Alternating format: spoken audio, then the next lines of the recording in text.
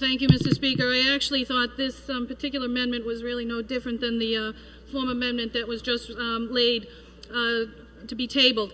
The reason why is this particular amendment has to deal with what I had mentioned earlier in my opening comments, and that is, I think many of us are very frustrated and frankly very tired to be reading about quasi-public agencies run amok.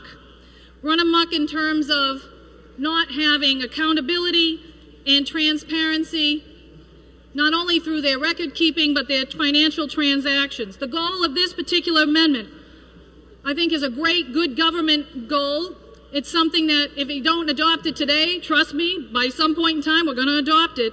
And the reason why I put it in the bracket of ethics is because most of the pushback we're getting from the public really has nothing to do exclusively with the members in here, but what it does have to do is with the fact that we're not willing to rein in agencies, whether they are public agencies or quasi-public agencies, when we should be doing that. This particular amendment would call for the formation of a special commission that would study quasi-public agencies in the Commonwealth. You heard me in the previous session talk about the need of this when we were talking about being able to give over the full faith and credit of the Commonwealth to a particular agency that has been a sore spot for many of us, namely the Turnpike Authority. But you've seen also other quasi-public agencies in the paper more recently about the differential benefit packages, about the different types of transactions that can take place and no one gets to look at those transactions. Whether it's about swaptions and financial derivatives, or whether it's about how much sick time someone's going to get after they retire. What we need to do is have a commission that will be made up of members of both the House and the Senate, the Secretary of State, an auditor as his designee, the Inspector General or his designee, Secretary of the Executive Office for Administration and Finance or their designee, and the Attorney General and their designee. The commission would be tasked with examining the administrative, managerial, and fiscal systems and the accountability, including the public accountability of quasi-public agencies created in the Commonwealth. Many of us don't even know how many quasis they are, whether they're port authorities, convention centers, tech collaboratives. Some people put in the ballpark of 52. But I would tell you that we would not be the first state to try to rein in our quasis and figure out where do we not have consistency? Where do we need to demand greater accountability and transparency? The state of Rhode Island did this almost 10 years ago. And guess what? It didn't come as pressure from the outside. It came from pressure from the inside of their General Assembly. Matter of fact, it came from their Senate. And they were able to deliver a report quite expediently that did an incredible job in looking at the inconsistencies and the variabilities around quasi-public agencies.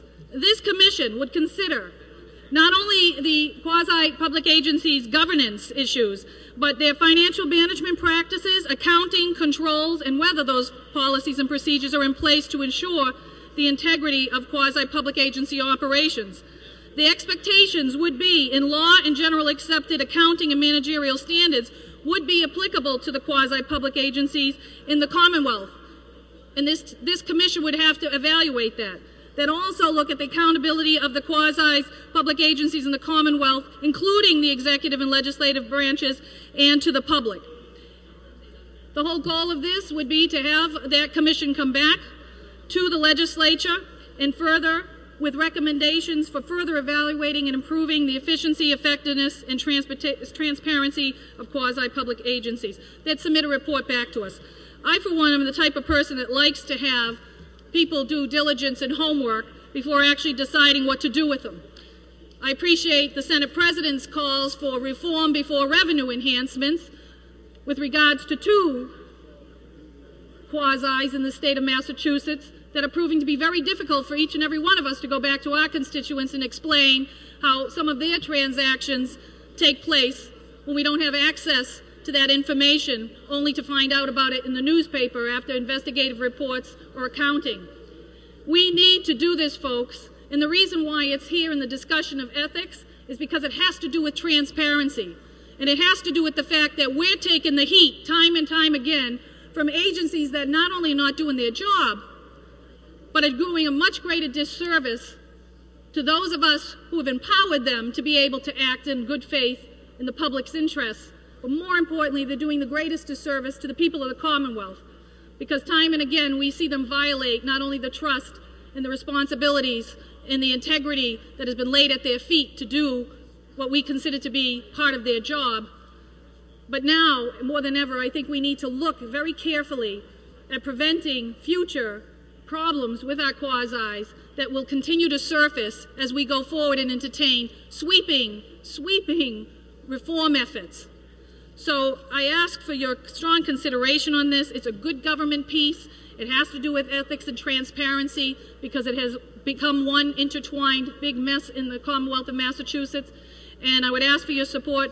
And when a vote is taken on this, Mr. Speaker, I'd ask for it to be taken with a call of yeas and nays. Thank you, Mr. Speaker.